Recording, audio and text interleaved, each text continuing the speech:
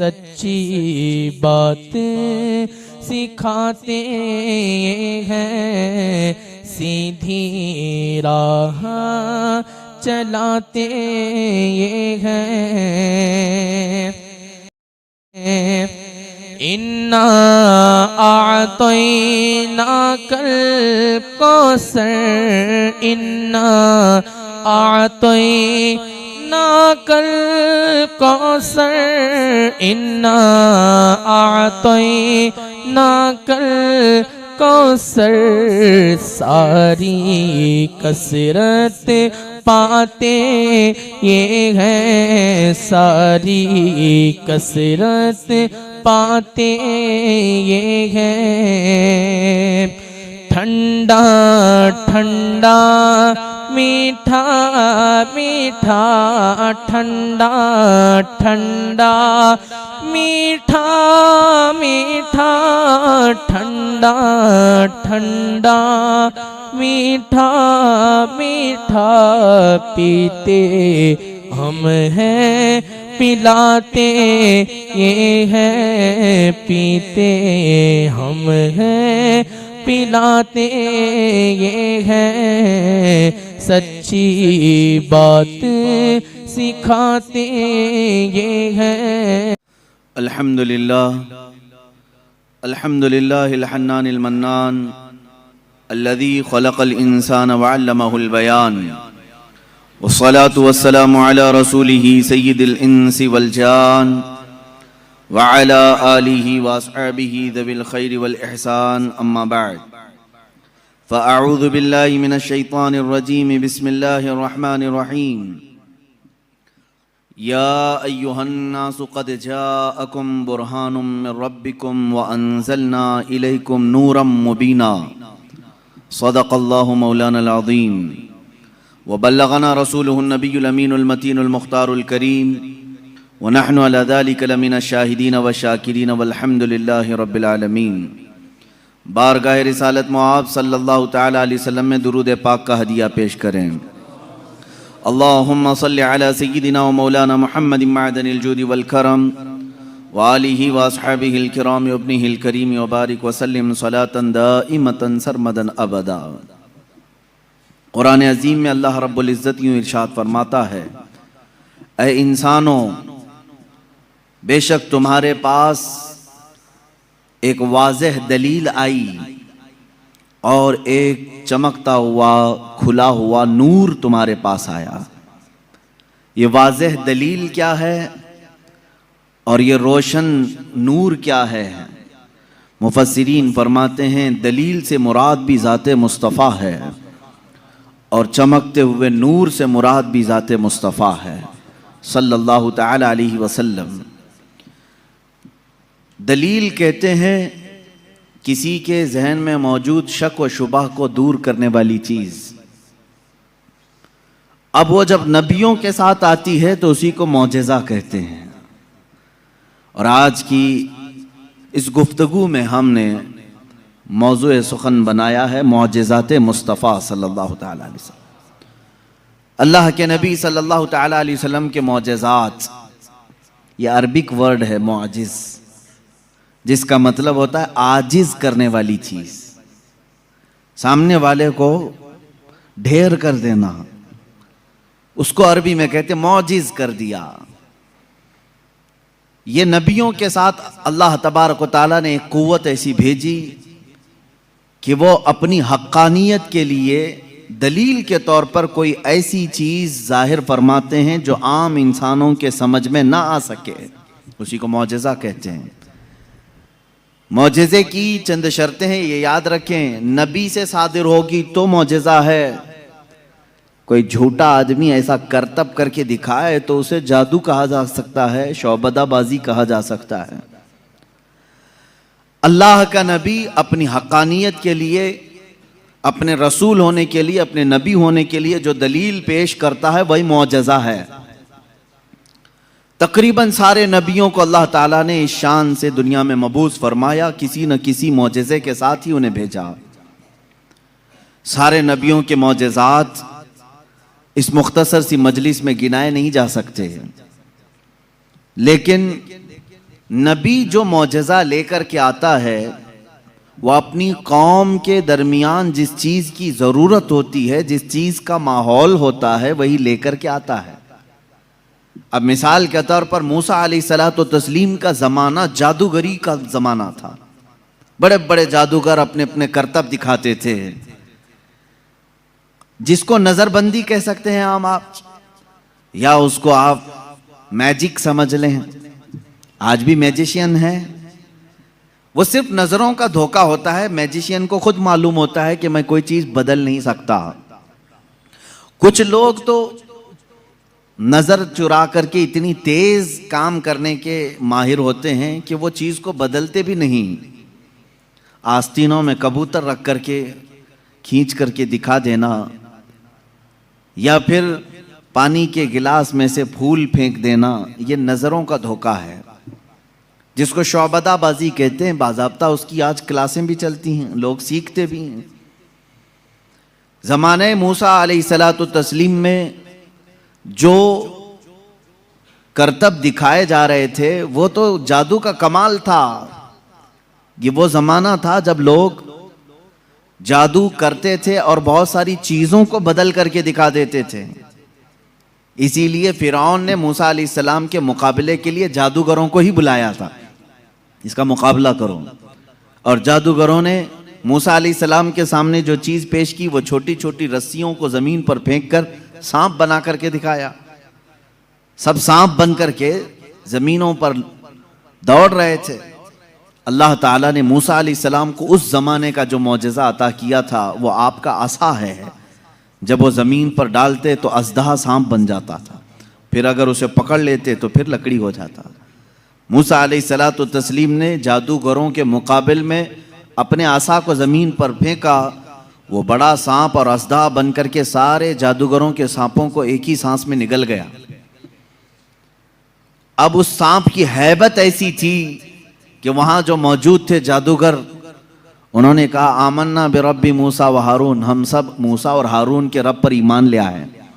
दूसरा जादू तो अब उन्हें दिखाना भी नहीं था, सीधे वो ईमान की बात कर गए। तो नबी जो है अपने मौजिज़े से सामने वालों का आजिज़ कर देता है। इसमें वाकई में आपने समझा कुछ? अगर ये आम लोगों के पास दिखाया जाता तो जाहिर सी बात है हम समझ लेते कि हाँ, आम आदमियों को इस तरह करके दिखाएंगे तो उनके जहनों पर हुकूमत तारी हो जाएगी। लेकिन मूसा अलैहिस्सलाम ने उन लोगों को आजिज़ किया था जो ऑलरेडी जादूगर थे, वो जानते थे चीज़ों को बदलना। तो वो आजिज़ कैसे हो गए? एक बार ज़िंदगी में मूसा अलैहिस्सलाम की लकड़ी को सांप बनते हुए देखकर वो अपनी पुरानी सारी चीज़ें छोड़कर ईमान लाने पर कैसे तैयार हो गए? उनको चाहिए था कि एक और दूसरा जादू ट्राई करते। मेरे अजीज़ों, मालूम यहाँ ये होता है कि जादू जो है वो नज़रों का धोखा होता है। जो जादूगर रस्सियों को सांप बनाए थे उन्हें मालूम था कि ये हकीकत में रस्सी है। उस जादूगर को वो रस्सी ही दिखती थी, अवाम को सांप नजर आता था। जादूगर को वो चीज हकीकत में वही दिखती है जो होती है, लेकिन लोगों को बदल करके दिखती है। जादूगरों को ये मालूम होता है। लेकिन मूसा अलैहिस्सलाम ने जो लकड़ी जमीन पर डाली थी वो जादूगरों की नजर में भी लकड़ी नहीं दिख रही थी, वो हकीकत में सांप बनी हुई थी। ये मौजिज़े और जादू में फर्क है। जादू जो है नजरों का धोखा हो सकता है और मौजिज़ा हकीकत को तब्दील कर देता है, हकीकत को बदल दिया जाता है। ईसा अलैहिस्सलाम को अल्लाह रब्बुल इज्जत ने जो मौजिज़ा अता फरमाया, मुर्दों को जिंदा करना। आप मिट्टी के परिंद बनाते थे, परिंदे उसमें फूंक मारते थे तो वो उड़ने लग जाते थे। मादरजाद अंधे, पैदाइशी जो अंधे या कोढ़ की बीमारी या सफ़ेद दाग वाले हों, उनके जिस्म पर आप हाथ रख देते वो शिफायाब हो जाते हैं, वो सही हो जाते थे। और ये बात इधर उधर की किताबों से नहीं, अल्लाह की किताब से है।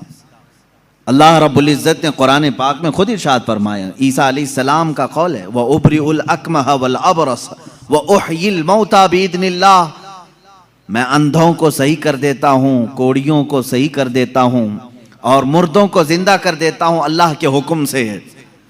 ईसा अलैहिस्सलाम, अगर ईसा अलैहिस्सलाम से ये सारे काम सादिर हों तो यहाँ कोई शिर्क का फतवा नहीं लगा था। कि गैरुल्लाह से ऐसे काम नहीं हो सकते, नबी भी तो गैरुल्लाह हैं। यही बात अगर हम सुल्तान बगदाद के बारे में कहें तो ये कहते हैं ये कहानियां हैं इनकी। मेरे अजीजों, क्या रसूल पाक सल्लल्लाहु अलैहि वसल्लम ने नहीं फरमाया मेरी उम्मत के औलिया बनी इसराइल के अंबिया की तरह हैं?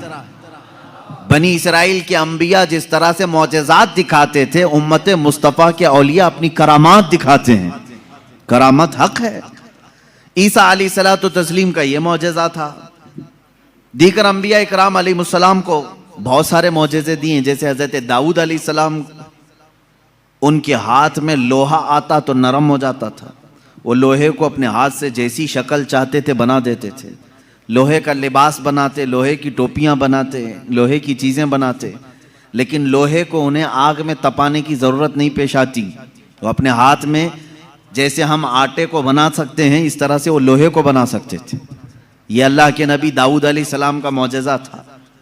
हज़रत सुलेमान अलैहिस्सलाम का मौजज़ा ये कि आपको सारे परिंदों की बोलियां सिखाई गई थी, जिन्नात की और सारे तकरीबन मखलूक़ात की बोलियां आपको सिखा दी गई थी। और दूसरी चीज़ आपको मौजज़े में ये दिया गया कि सुलेमान अलैहिस्सलाम जिस तरफ चाहते हवा उस तरफ चलती। फसख्खरना लहुर रीह, अल्लाह फरमा रहा है हमने हवा को उनके लिए ताबे बना दिया था, उनके मुसख्खर कर दिया था। फिर इतना ही नहीं, आज से तकरीबन 4000 साल पहले सुलेमान अलैहिस्सलाम ने अपने तख्त को हवा में उड़ाया है। ये एरोप्लेन का ज़माना नहीं था, वो टेक्नोलॉजी का दौर नहीं था, लेकिन सुलेमान अलैहिस्सलाम के हुक्म से तख्त हवा में उड़ता और जिस तरफ आप चाहते उसी तरफ आपको वो सफ़र भी कराता। यह आपका मौजज़ा था। जिन्नात पर आपको हुकूमत दी गई थी। हज़रत दाऊद अलैहिस्सलाम, हज़रत सुलेमान अलैहिस्सलाम, हज़रत मूसा अलैहिस्सलाम, हज़रत ईसा अलैहिस्सलाम, इनके ये मुख्तसर मौजज़ात मैंने आपके सामने रखे। तकरीबन अंबिया इकराम अलैहिमुस्सलाम को मौजज़े दिए गए। हज़रत सालेह अलैहिस्सलाम को एक मौजज़ा ऊँटनी की शक्ल में दिया गया था, इसलिए कि उस ज़माने के लोग जिस चीज़ के कायल नहीं थे उसी चीज़ को मौजज़ा बना करके भेजा गया है। यानी ईसा अलैहिस्सलाम के ज़माने में लोग ये कहते थे मरने के बाद दोबारा ज़िंदा नहीं हो सकते। ईसा अलैहिस्सलाम को वही मौजज़ा देकर भेजा अल्लाह ने, मुर्दों को ज़िंदा तुम करके दिखाओ। जब नबी करके दिखा सकते हैं तो अल्लाह दोबारा कैसे नहीं ज़िंदा करेगा। सालेह अलैहिस्सलाम के ज़माने में लोग इस बात के इनकारी थे कि बग़ैर बाप के कोई बेटा हो नहीं सकता, बग़ैर बाप के कोई बेटा पैदा नहीं हो सकता। आदम अलैहिस्सलाम कैसे आ गए दुनिया में, ऐसा कैसे हो सकता है। सालेह अलैहिस्सलाम को अल्लाह ताला ने हुक्म फरमाया तुम अपनी कौम को ले जाओ एक पहाड़ के पत्थर पर, पत्थर से कहो कि इसमें से ऊँट पैदा करके दें। हज़रत सालेह अलैहिस्सलाम ने उस पत्थर के पास खड़े होकर फरमाया तो पत्थर से एक ऊँटनी का बच्चा नमूदार हुआ। उस ऊँटनी का ना बाप है ना माँ है और अपनी बिरादरी से अपनी नस्ल से भी नहीं, बल्कि पत्थर एक जामिद चीज से ऊँट पैदा हुआ। उस ऊँटनी का जिक्र भी कुरान पाक में है। ये मौजज़े के तौर पर दिया गया था सालेह अलैहिस्सलातु तस्लीम को। अजीज़ान गिरामी वक़ार, उन अंबिया इकराम को उनके ज़मानों की जो ज़रूरियात थी, जो तकाज़े थे, वो मौजज़े दिए गए। और सैयदुल अंबिया मुहम्मदुर रसूलुल्लाह सल्लल्लाहु तआला अलैहि वसल्लम को उन तमाम अंबिया के जो मौजज़ात थे वो तन्हा हुजूर को अता किए गए।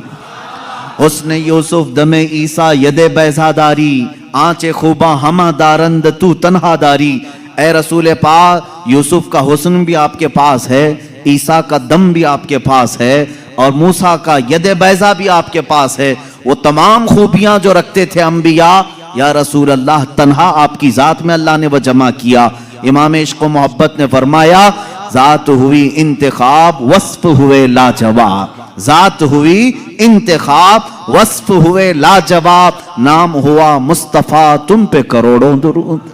एक ज़ात है, हज़ारों वस्फ इसमें जमा किए अल्लाह ने, हज़ारों वस्फ जमा किए। अब मौजज़ात मैं शुरू करता हूँ, इसलिए कि हमारा वक्त बहुत तेज़ी से चलता है और वक्त की सुइयां हमें काटते हुए चली जाती हैं। अल्लाह हमारे वक्त में बरकत अता फरमाए। इस बात को मैं महसूस करता हूँ कि जब मीलाद मुस्तफ़ा हो, रसूल करीम सल्लल्लाहु ताला अलैहि वसल्लम के तज़किरे हों, आपको भी एहसास होता होगा, आपको भी एहसास होता होगा, मुझे खुद एहसास होता है। 1.5 घंटा 2 घंटा या जिस कदर भी यहाँ बैठे हैं, कब वक्त गुजर गया पता ही नहीं चला। महफिल ख़त्म होती है तो हम घड़ियाँ देखते हैं, क्या हम इतनी देर तक बैठे रहे? पहलू में दर्द भी नहीं हुआ, पीठ में कमर में कोई कसक भी नहीं आई, इसमें इतना लगाव कैसे रहा? अजीज़ा ने गिराम वक़ार, इससे बाज़ उलमा ने यह मसला अख़ज़ किया कि जब मोहब्बत करने वाला मुहिब अपने महबूब के तज़किरे में रहता है तो उसे वक्त का अंदाज़ा नहीं होता। इसीलिए लोगों ने कहा क़यामत का दिन अगरचे 50,000 साल का हो, अगरचे 50,000 साल का हो, लेकिन जो लिवाउल हम्द के नीचे आ गया वो मेरे मुस्तफ़ा की शान बयान कर रहा होगा। यहां तक कि क़यामत का ये 50,000 साल का जो एक दिन है, रिवायात में बताया गया है, आशिकाने मुस्तफ़ा को ऐसा लगेगा जैसे बिजली चमकी और खत्म हो गई। लोग कहते हैं क़यामत आई भी और चली भी गई। वो लंबा दिन उनके लिए भारी होगा जो गुस्ताखी रसूल में अपने पेट मरोड़ते रहते हैं, उनके लिए भारी होगा जिनके सीने रसूलुल्लाह की मोहब्बत से मुनव्वर नहीं है। अजीज़ा ने गिराम वक़ार, यही बात तो कब्र में भी है। यही बात, बाज लोगों को दफन किया जाता है, तज़किरा सुने और जी लगा करके सुने। मेरे आका की महफिल में बैठे तो सुस्ती और काहिली नहीं, बल्कि इसके आदाब हैं। आप वजू से बैठें, हमतन गोश होकर बैठें। हल्की सी भी सुस्ती आए तो अपने आप को कोसें कि नहीं, मैं मुस्तफ़ा करीम की मीलाद में बैठा हूँ, मेरे आका के तज़किरे में बैठा हूँ। बाज लोगों को दफन किया जाता है। कब्र की जिंदगी मालूम है कितनी सख्त होती है? कहा गया वहां का 1 मिनट 1 साल के बराबर हो सकता है। मुर्दे पर वक्त ही नहीं गुजरता, वक्त ही नहीं जाता, वो रोज इंतजार करता है, रोज इंतजार करता है। लेकिन बाज मैयतें वो हैं जिन पर वक्त बहुत तेजी से गुजर जाता है। यहां तक कि कयामत का सूर फूंका जाता है, कब्रें खोली जाती हैं, लोगों को उठाया जाता है, तो बाज मुर्दे ये कह करके उठते हैं, बारे इलाहा इतनी जल्दी कयामत आ गई, कल ही तो मेरे घर वालों ने दफन किया था, आज मैं मैदान महशर में जमा हो गया। जबकि वो 500 साल सो चुके होंगे, 1000 साल सो चुके होंगे। फर्क क्यों? बाज मुर्दों पर वक्त नहीं बीतता, बाज लोगों पर वक्त तेजी से चला जाता है। वजह यह है कि जिसकी कब्र में जलवे मुस्तफ़ा नजर आ जाए, मेरे आका सल्लल्लाहु ताला अलैहि वसल्लम उसकी कब्र में आ जाएं और वो जलवे जहां आरा को देखने में मसरूफ हो, तो कयामत का सूर फूंक दिया जाएगा। वो उन्हीं जलवों में मस्त हो चुका होगा और उसे वक्त का एहसास नहीं होगा। ऐ अल्लाह हमें उस जमात में शामिल फरमा। अब हम मौजज़ाते मुस्तफ़ा सल्लल्लाहु ताला अलैहि वसल्लम की तरफ चलते हैं। अल्लाह के नबी सल्लल्लाहु ताला अलैहि वसल्लम को मेरे मौला ने जो मौजज़े दिए थे वह अलग अलग हैं, हिस्सी मौजज़े, मानवी मौजज़े। आप सल्लल्लाहु ताला अलैहि वसल्लम का सबसे बड़ा मौजज़ा क्या है, मैं उसको आखिर में अर्ज करता हूं। लेकिन एक बात याद रखें, हुजूर की पूरी जिंदगी मौजज़ा है, सब पूरी जिंदगी मौजज़ा है। आपके जो बयानात हैं वो हदीसें, वो मौजज़ा हैं। हुजूर पाक सल्लल्लाहु ताला अलैहि वसल्लम का चलना फिरना, उठना बैठना सब मौजज़े की शक्ल में है। इसलिए कि इस तरह की चीजें आम आदमी कर नहीं सकता। जो ये दावा करे कि मैं हुजूर के बराबर हो सकता हूं, मुआज़ल्लाह रब्बिल आलमीन, उसको आज हमारा बयान जरूर सुनना होगा। मौजज़ात मुस्तफ़ा सल्लल्लाहु ताला, एक एक चीज हुजूर सल्लल्लाहु ताला अलैहि वसल्लम की जिंदगी पूरी कायनात को आज भी चैलेंज कर रही है, आजिज करके रखी है। तू कौन सी खेती से निकलकर बराबरी का दावा करता है? हुजूर अकरम सल्लल्लाहु ताला अलैहि वसल्लम की जात सुतूदा सिफात, अल्लाह के नबी सल्लल्लाहु ताला अलैहि वसल्लम के बचपन की बात लेते हैं। आज पैदा हुए, मीलाद मुक़द्दस है और जमाने रसूल सल्लल्लाहु ताला अलैहि वसल्लम में, यानी विलादत के ज़माने में मक्का का माहौल था कि बच्चे परवरिश के लिए दायाओं के पास दे दिए जाते थे। वजह यह थी कि बच्चा शहर की गहमा गहमी से दूर रहे, उसकी ज़ुबान महफूज रहे। देहात वालों की ज़ुबानें वहाँ अच्छी होती थी, अरबी, और शहर में होता यह था कि हर जगह के लोग मक्का में आते थे, मिक्स ना हो जाए। तो मक्का वाले ख़ास तौर पर अपने बच्चों की ज़ुबान की हिफाजत के लिए शुरू के चंद दिन किसी दाया के पास रखते थे। रसूल करीम सल्लल्लाहु ताला अलैहि वसल्लम जब पैदा हुए ये वही ज़माना है जब बनु साद कबीले की दाया औरतें हैं। एक कबीला है जिस कबीले की सारी खवातीन बच्चों को पालती थीं और 2 साल के बाद ले जाती तो भारी मुआवजा मिलता था, उजरत मिलती थी, वो पैसों पर दूध पिलाती थीं। इसी एतबार से बनु साद कबीले की खवातीन मक्का में आई। उन्हीं खवातीन में एक हलीमा सादिया भी हैं। वो कहती हैं जब मक्का पहुँचे मेरी ऊँटनी लंगड़ी थी जिसकी वजह से मैं ताख़ीर से पहुँची। सारी औरतें मक्का में जो नौमौलूद बच्चे थे सबके पास गईं और उनसे भावताव किया, मुआवजा तय किया और बच्चे ले लीं। हज़रत हलीमा सादिया कहती हैं मैं ताख़ीर से पहुंची, तकरीबन बच्चे जा चुके थे, एक बच्चा बाकी था, वो आमिना का दुर्रे यतीम था। मैं वहां आई, मैंने देखा और उसके बाद पूछा कौन है इस बच्चे का सरपरस्त। कहा बच्चे की विलादत से 6 माह पहले ही इसके वालिद का विसाल हो चुका है। हलीमा कहती है मैं छोड़कर बाहर चली आई। मैं निकल आई कि बाप है नहीं बच्चे का, मैं अगर दूध पिला भी दूं 2 साल के बाद मुझे उजरत देगा कौन, कौन मुआवजा देगा। वो कहती हैं फिर पूरा मक्का छान मारी लेकिन अब कोई बच्चा नहीं मिला। शाम हो गई थी, शोहर साथ में था। हलीमा सादिया से शोहर ने कहा ऐ हलीमा खाली हाथ जाने से बेहतर है कि वो यतीम को साथ ले जाएं, यतीम दुर्रे यतीम है, साथ ले जाएं। हलीमा सादिया कहती है मैं दोबारा वापस आमिना के घर आई। आमिना रज़ी अल्लाह ताला अन्हा कहती हैं ए हलीमा सुबह तुम बच्चे को देख कर गई थी फिर वापस आई। कहा हाँ हम खाली हाथ जाने से बेहतर समझती हैं कि इस दुर्रे यतीम को ले जाएं। हज़रत आमिना ने कहा ले जाना चाहे तो ले जाओ लेकिन तुम्हारी उम्मीदों के मुताबिक हम मुआवजा नहीं दे सकेंगे, तुम्हारी उम्मीदों के मुताबिक हम उजरत नहीं दे सकेंगे। आमिना ने कहा, हलीमा सादिया ने कहा ठीक है अब खाली हाथ न जाने का हमने अहद किया है, बच्चे को ले लेते हैं। हलीमा सादिया उस वक्त तक बच्चे को अपने गोद उठाई नहीं थी, सिर्फ देख करके गई थी। गोद में जब लिया हलीमा सादिया कहती हैं मेरे पेशानी से लेकर तलवों तक ठंडक पहुंच गई थी। पहली मर्तबा गोद में लिया, उसके बाद उसके शोहर हलीमा सादिया के साथ वो बाहर आई। कहती हैं कि मेरी सारी साथियाँ, मेरी सहेलियाँ जो बनु साद कबीले की खवातीन थीं वो जा चुकी थीं और सारे सफ़र पर थीं। मेरी ऊँटनी लंगड़ी और फिर ताख़ीर भी अलग। मैं बच्चे को लेकर के उसी लंगड़ी ऊँटनी पर बैठी। अल्लाह अकबर, ये पहला मौजज़ा मेरे आका का है। ऊँटनी जो लंगड़ी थी बिल्कुल सेहत याब हुई और इतनी तेज़ दौड़ने लगी, इतनी तेज़। हलीमा सादिया कहती हैं बनु साद कबीले में सबसे पहले मैं हाजिर हुई। मेरा बच्चा जिसको मैं लेकर आई थी अब्दुल्लाह का दुर्रे यतीम, सबसे पहले बनु साद में हाजिर हुई। और काफ़ी देर के बाद दूसरी सहेलियां हमारी बच्चों को ले आई। उन्होंने आते ही हमसे पूछा हलीमा तेरी ऊँटनी तो लंगड़ी थी, तेरी ऊँटनी कमज़ोर और लागर थी, तू पीछे रह गई थी, इतनी तेज कैसे आ गई। हलीमा सादिया कहती हैं हाँ ऊँटनी मेरी लंगड़ी थी लेकिन सवार बहुत ही आला था।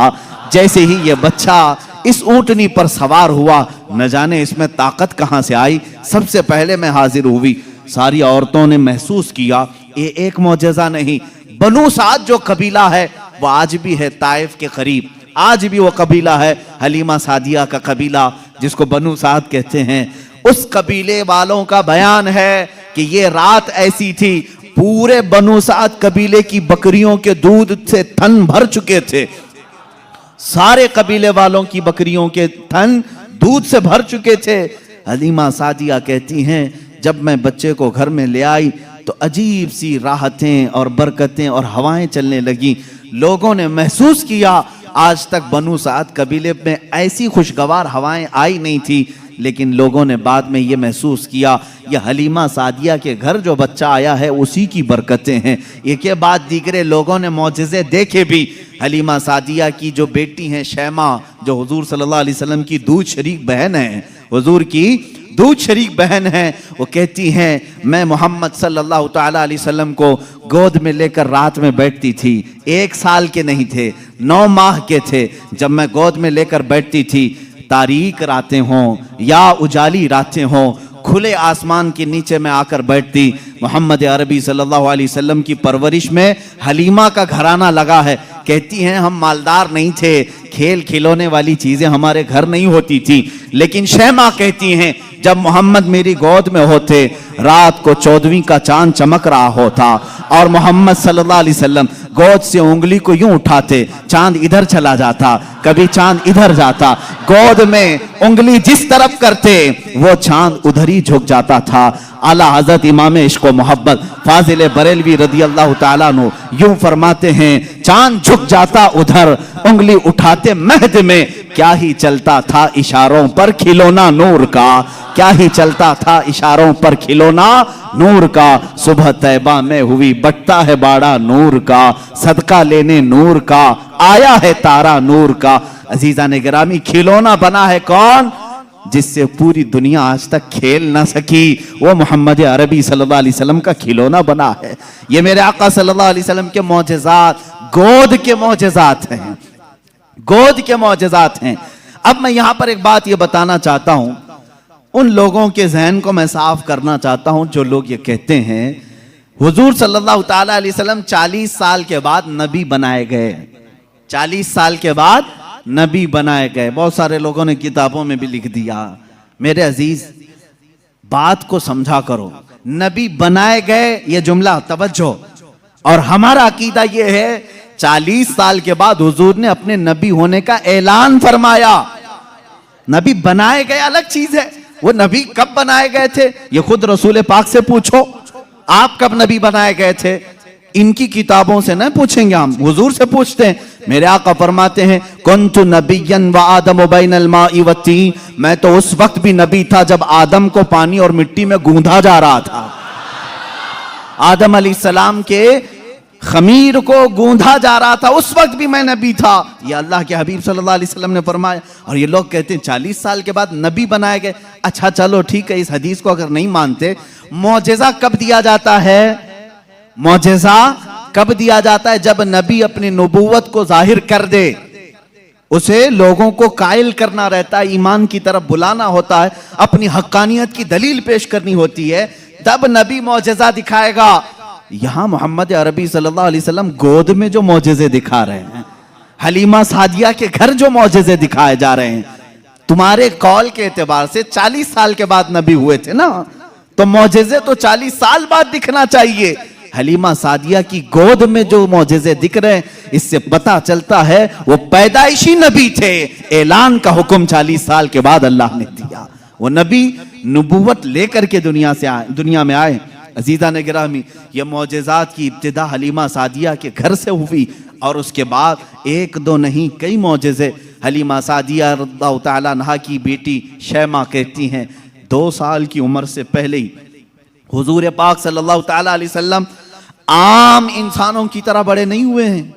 9 महीने की उम्र में तो आप तीर चलाते थे, और बराबर निशाने पर, और कभी आपने हकला करके बात नहीं की, जैसे बच्चे तुतला कर हकला कर बात करते हैं। अल्लाह के हबीब सल्लल्लाहु अलैहि वसल्लम ने जब गुफ्तगू फरमाई, निहायत फसीह अरबी में गुफ्तगू फरमाई। फरमाती हैं कि एक भी ऐसा टूटा हुआ जुमला मोहम्मद से हमने सुना नहीं। यह हजरत हलीमा सादिया फरमाती। अजीज़ा ने गिरामी, शैमा कहती हैं 1.5 साल की उम्र में मेरे साथ मोहम्मद सल्लल्लाहु अलैहि वसल्लम बकरियां चराने के लिए आ जाते थे, बकरियां चराने के लिए आते थे। वो कहती हैं जब बकरियां चराने के लिए मोहम्मद सल्लल्लाहु अलैहि वसल्लम जाते थे, जंगल में या सहरा में जहां पर भी मामला, वो कहती हैं मैं एक आध बकरी को लेकर जाती, लेकिन मोहम्मद सल्लल्लाहु अलैहि वसल्लम के साथ सारी बकरियां होती। फर्क ये था कि मैं धूप में चरा रही होती, लेकिन हमेशा मोहम्मद सल्लल्लाहु अलैहि वसल्लम पर बादल का एक टुकड़ा साया बना रहता था, हमेशा छांव रहती थी। कभी धूप बराए रास्त उनके रुखसारों को नहीं मारती, उनके रुखसारों पर नहीं पड़ती। यह हज़रत शैमा कहती हैं, हलीमा सादिया की बेटी कहती है, एक दिन ऐसा हुआ मोहम्मद अरबी सल्लल्लाहु ताला अलैहि वसल्लम 1.5 साल या 2 साल की उम्र के आसपास हैं। अचानक 2 लोग आए और उनको कोई पहचानता नहीं था। मोहम्मद अरबी सल्लल्लाहु ताला अलैहि वसल्लम को उन्होंने एक दरख्त के नीचे लिटाया और उनका सीना चाक कर दिया हुजूर पाक सल्लल्लाहु अलैहि वसल्लम का। वो घबराई हुई भागती हुई अपनी माँ के पास आई। 2 साल की उम्र थी जब मेरे आका सल्लल्लाहु अलैहि वसल्लम की हलीमा सादिया की बेटी या बेटा जो हुजूर के दूध शरीक थे, वो दौड़ते हुए माँ के पास आए और कहा, अजीब एक बात हमने देखी मोहम्मद सल्लल्लाहु अलैहि वसल्लम के साथ कि कोई अनहोनी दो शख्सियात आई, उन्होंने गिराया है और सीना चाक कर दिया है। अल्लाह ना करे कि मोहम्मद के साथ कुछ बुरा ना हो जाए, वो घबराए हुए थे। हजरत हलीमा कहती है मैं दौड़ती हुई उस मकाम पर पहुंची, जाकर के देखा दरख्त के साए में वो आराम कर रहे थे, कोई लोग नहीं थे, कोई शख्सियात नहीं थी। हलीमा सादिया ने देखा वाकई सीने के ऊपर कुछ निशानात नजर आ रहे थे। उठाया और पूछा कि क्या बात है। मोहम्मद अरबी सल्लल्लाहु अलैहि वसल्लम ने फरमाया अल्लाह के दो फरिश्ते आए थे, उन्होंने मेरा सीना खोला और दिल निकाला, जन्नत से लाए हुए तश्त में जो ईमान और हिकमत से भरा हुआ था, मेरे दिल को उसमें रखा और उसके बाद फिर मेरे सीने पर रखा और फिर बंद कर दिया और वो चले गए। इसलिए कि बचपन में आने वाली आम इंसानों की खसलतें इस नूरे खुदा महबूब खुदा के दिल में कभी ना आए। उन्होंने सारे वसवसों को मेरे पाक कर दिया। ये 2 साल की उम्र में शक्के सदर का मौजज़ा इसको कहते हैं। क्या कहते हैं? शक्के सदर, सीना फट जाने वाला। ये जो मौजज़ा है हुजूर पाक सल्लल्लाहु अलैहि वसल्लम की जिंदगी पाक में 4 मरतबा इस तरह से हुआ। सीना शक हुआ, फरिश्तों ने आपका दिल मुबारक निकाला, जन्नती पानी से और जन्नत की नूर और हिकमत से भर दिया। मेरे अजीजों, फिर मैं सवाल करता हूं, तुम तो कहते हो 40 साल बाद नबी हुए, फिर ये मौजज़ा 2 साल की उम्र में कैसे पेश आया? मौजज़ा नबूवत के बाद मिलना चाहिए। नबी होने वाला अपनी नबूवत की दलील के लिए लोगों के सामने मौजज़ा पेश करता है। ये तो मैंने बचपन के वो हालात बताए। मेरे आका सल्लल्लाहु ताला अलैहि वसल्लम के इन हालात को देखकर हलीमा सादिया घबरा गईं और फिर वापस वो मक्का लेकर के आईं। अल्लाह के हबीब सल्लल्लाहु ताला अलैहि वसल्लम हज़रत आमिना के घर रहे। यहाँ के जो आपकी जिंदगी पाक के अय्याम हैं वो फिर अगले किसी मौजू पर मैं अर्ज करूंगा। आज मौजज़ात मुस्तफ़ा हमारा मौजू सुखन है। अल्लाह के नबी सल्लल्लाहु ताला अलैहि वसल्लम के कमालात और मौजज़ात बयान से बाहर हैं, बयान से बाहर हैं। किस चीज में आपने मौजज़ा नहीं दिखाया? दरख्तों में हो, पत्थरों में हो, जानवरों में हो, परिंदों में हो, मुर्दों में हो, आसमान के तारों, चांद, सूरज में हो, किस चीज में मौजज़े मेरे आका के नहीं है? हर चीज में। और रिज्क में वुसअत और बरकत के इतने मौजज़े हैं कि पूरी किताब उस पर लिखी गई। रिज्क में बरकत और वुसअत, अल्लाह के नबी सल्लल्लाहु ताला अलैहि वसल्लम ने जिस चीज को तनाउल फरमाया और किसी को दे दिया वो खत्म ही नहीं होती। यह मौजज़ा एक बार नहीं कई बार पेश आया, कई बार पेश आया। हजरत उमर फारूक रज़ियल्लाहु ताला अन्हु फरमाते हैं एक बार 440 लोग आए, 440 लोग हुजूर सल्लल्लाहु ताला अलैहि वसल्लम के पास आकर के उन्होंने कहा हमारी मेहमान नवाजी करें। रसूल करीम सल्लल्लाहु ताला अलैहि वसल्लम ने फरमाया उमर इनको खिलाओ। हजरत उमर ने कहा आका मेरे पास एक ही आदमी का खाना है, एक आदमी, ये 440 हैं। रसूल करीम सल्लल्लाहु ताला अलैहि वसल्लम ने एक खजूर उन्हें दी और फरमाया जाओ जितना खाना है उसी में से खिलाओ। हजरत उमर कहते हैं मैं ले गया, 440 लोग खाते रहे, मेरा खाना खत्म ही नहीं हुआ। वो खाकर चले भी गए, मेरा घर पूरा खा लिया, फिर भी खाना बाकी रहा। ये रिस्क में बरकत और वुसअत के एक नहीं बेशुमार मौजज़े हैं मेरे आका के। सुलह हुदैबिया के मौके पर मक्का मुकर्रमा जा रहे थे उम्रा की नीयत से हुजूर अकरम सल्लल्लाहु ताला अलैहि वसल्लम। मक्का वालों ने बीच रास्ते में रोक लिया था और उसके बाद एक वक्त ऐसा आया कि लोगों के पास पानी खत्म हो गया, पानी नहीं था और एक कुआं करीब में था वो भी सूख चुका था। वो कुआं आज भी मक्का में मौजूद है, हमने उसकी जियारत की है। आप इन सऊदियों ने 4 साल पहले शायद एक कंपनी को ठेके में दे दिया और उस कंपनी के अंडर अब वो कुआं है, अभी उसे ख़त्म नहीं किया गया। तकरीबन 14 सदियों पुराना कुआं आज भी मौजूद है। वो सूखा हुआ, बिल्कुल सूख चुका था। हुजूर पाक सल्लल्लाहु ताला अलैहि वसल्लम ने कुल्ली फरमाई और कहा उस कुएं में डाल दो। सहाबा कहते हैं हमने उस कुएं में पानी डाल दिया, थोड़ा सा कुल्ली का पानी था, कुआं लबालब भर गया। पानी से इतना भरा कि जितने लोग थे सबों ने उस कुएं से पानी पिया भी, वजू भी किया, जिसे गुस्ल की हाजत थी गुस्ल किया, अपने जानवरों को भी पिलाया। एक सहाबी से पूछा गया आप लोग कितने थे उस वक्त? वो कहते हम 1400 लोग थे, लेकिन मेरा यकीन है कि अगर 1 लाख होते तो भी पानी कम ना पड़ता। और उसके बाद वो कुआं कभी सूखा नहीं, आज भी पानी उसमें मौजूद है। और एक कुआं बीरे शिफा जिसको कहते हैं, उसके मुतालिक मैंने ये सुना है कि वो निहायत ही खारी पानी, कड़वा पानी जानवर भी नहीं पीते थे। अल्लाह के नबी सल्लल्लाहु ताला अलैहि वसल्लम बदर से वापसी के मौके पर उसमें अपना लुआब पाक डाला, वो पानी आज भी मीठा है, आज भी मीठा है। इन सऊदियों ने उसमें सीमेंट भर दिया, डामर डाल दिया, तारकोल डाला, केमिकल डाला, उनके एतबार से ये शिरक है। ये सब सुन्नी लोग आते हैं, तबर्रुक समझ करके इस पानी को निकालते हैं, इसकी कोई असल नहीं, इसकी कोई सनद नहीं, इसका कोई सबूत नहीं। और इस गुस्से में उन्होंने कुएं में हर चीज डाली, लेकिन पानी भी बड़ा जिद्दी है, हर चीज को निकल करके फिर बाहर आता है, सारी चीजें खत्म होती हैं। अभी अभी 6 महीने पहले के सफर में भी पानी पी करके आए, उन्होंने वहां पहरेदार लगाए। आज भी पता नहीं बुग़्ज़ किस बात का है, बुग़्ज़ किस चीज का है। तुम्हें सिनेमा थिएटरों से तकलीफ नहीं हुई, बीरे शिफा से इतनी तकलीफ? तुम्हें बीच खोलने में शर्म हया नहीं आई? मुस्तफ़ा करीम सल्लल्लाहु ताला अलैहि वसल्लम के उशाक और मोहब्बत करने वाले अगर तारीख की किसी चीज को दिल और जान से यकीन के साथ अमल करते हैं और उन्हें शिफा भी मिलती है, तो इनके पेट में दर्द क्यों होता है? हैरत की बात है अजीज़ा ने गिरामी वकार। एक बात, एक फार्मूला तो मुझे समझ में आता है, हर आदमी अपने बड़ों की रविश पर चलता है, हर आदमी अपने आकाओं को जरूर खुश करता है। अल्हम्दुलिल्लाह हम उन तबर्रुकात पर मर मिटते हैं, जान देते हैं, इसलिए कि हमारे आकाओं का तबर्रुक है। और ये हर उस चीज को मिटाने की कोशिश करते हैं, इसलिए कि ये भी अपने आकाओं की नस्ल में से हैं। यहूदी हमेशा चाहते थे कि नाम मुस्तफ़ा मिटा दिया जाए, हमेशा चाहते थे। तौरात में खुरच खुरच करके नाम निकाले इन्होंने, लेकिन आला हज़रत फाजिल बरेलवी रज़ियल्लाहु ताला अन्हु ने ये फरमाया, तू घटाए से किसी के न घटा है न घटे, जब बढ़ाए तुझे अल्लाह ताला तेरा। मिट गए मिटते हैं, मिट जाएंगे आदा तेरे, न मिटा है न मिटेगा कभी चर्चा तेरा। हुजूर पाक सल्लल्लाहु ताला अलैहि वसल्लम की कोई चीज तुम तारीख से नहीं मिटा सकोगे। बहरहाल रिज्क में बरकत और उसात के बेशुमार मौजज़ात हैं। एक बार तो कमाल की बात है, मकाम ज़ोरा पर हुजूर पाक सल्लल्लाहु ताला अलैहि वसल्लम तशरीफ फरमाए। यहाँ सहाबा कहते हैं हमारे पास पानी फिर खत्म हो गया। पानी कुछ भी नहीं था, ना कुआं करीब में था, कुआं था तो कुल्ली फरमाई, कुएं का पानी बाहर आया।